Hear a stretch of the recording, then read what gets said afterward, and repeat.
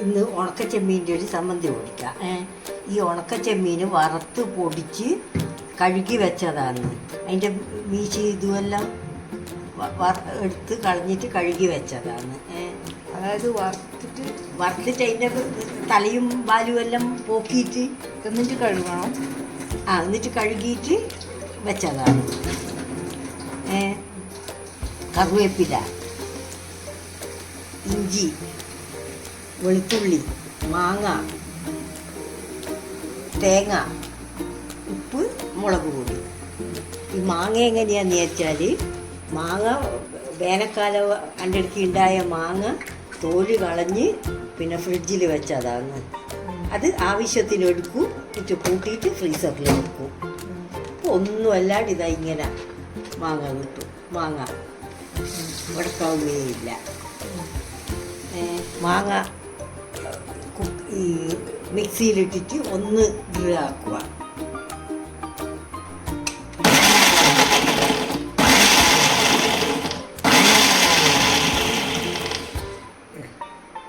മാങ്ങ പൊടിഞ്ഞ് ഇനി നമുക്കിതെടുത്ത് ഉണക്കച്ചെമ്മീനിട്ട്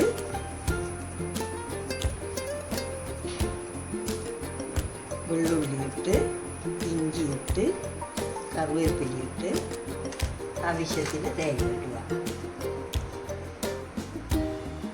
തേങ്ങയോട്ട് പാകത്തിന് ഉപ്പ് ചേർത്ത്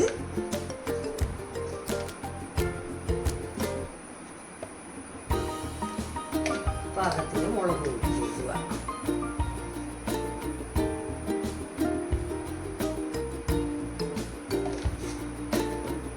ഇതെല്ലാം അമ്മിയും വലിട്ട് അരക്കണം, എന്നാലാ ടേസ്റ്റ്. ഇനി അരക്കുക.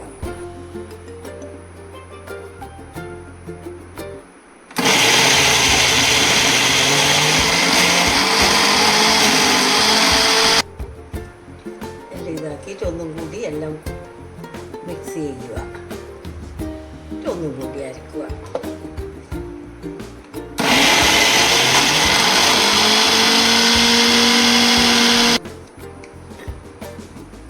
ഇനി ഇത് പ്ലേറ്റിലാക്കി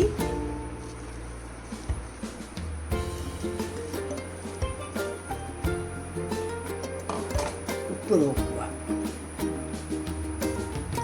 പാകം. ഇത് നല്ലോണം ഒന്ന് മിക്സ് ചെയ്യുക. മിക്സ് ചെയ്തിട്ട്